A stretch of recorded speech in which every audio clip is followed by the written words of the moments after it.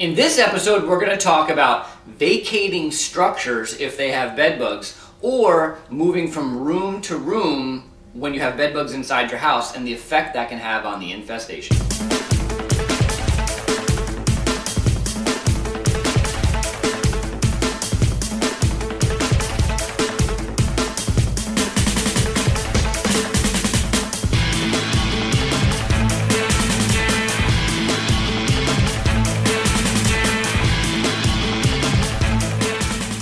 Welcome everybody to Bedbug TV. I'm your host, Jeff White. And in today's episode, we're going to talk about either vacating homes when they have bed bugs. And so let's say you find bed bugs in your house and you're like, I'm moving out.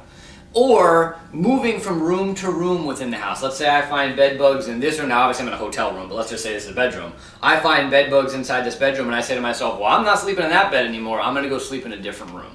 And what I want to do is in this episode, I want to talk about the effect that can have on an infestation. And so let's start first with vacating the actual entire either house or apartment and the effect that can have.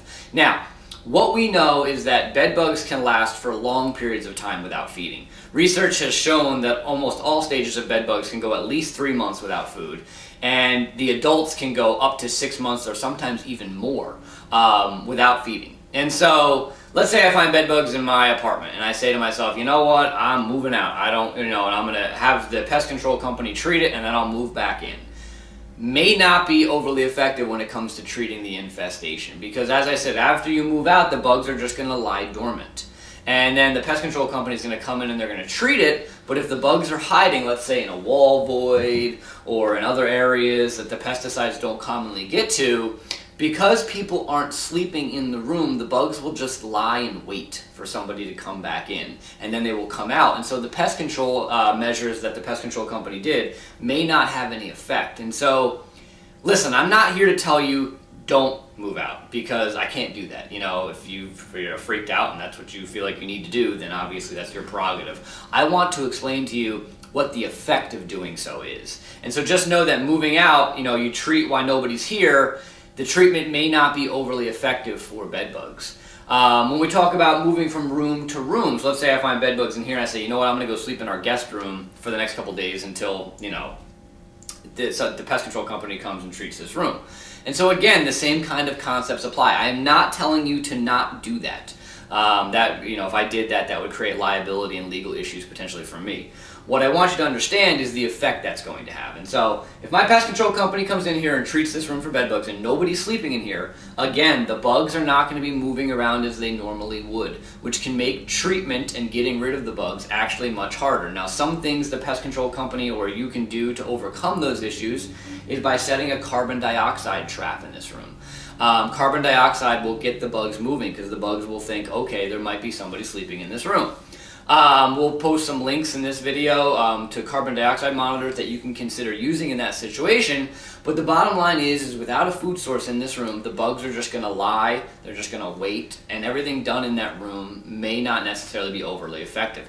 In addition, the bugs eventually will go out looking for food. And so let's say I leave this room vacant for a week. Some of these bugs may become hungry and say, you know what? I don't sense any people inside this room anymore. I'm going to go out and look for food.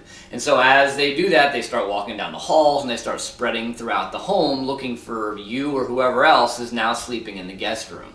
And so in addition to making the room much more difficult to treat, the bugs will go out and then potentially infest other rooms they may not have been there before and then spread throughout the house. Now again, I'll say this one more time until everybody's sick of hearing it. I am not telling you to not go sleep in the other room or leave the house because it's infested with bed bugs. I'm just telling you what's going to happen or could happen if you do those things. And so some things you can do, here I've got some monitors. You can put these under the legs of the bed, in the home, and what will happen is if the bugs do go to leave that bed, hopefully these pick them up. You can set these throughout the home on the floor. Here we have, these are under-leg interception devices, these are standalone interception devices, so you put these on the floor and as the bugs travel around the house, hopefully these pick them up, which will give you an indication to where the bugs might be moving. And so there's some things you can do to hopefully prevent the bugs from going from one room to another. Again, not telling you not to do those things, just know that if you do go stay in another room, you could make that infestation more complicated to treat in the future. And so that's kind of an overview of moving around the house. I totally get the reaction. I totally, understand the desire to either move out or potentially go sleep in another room.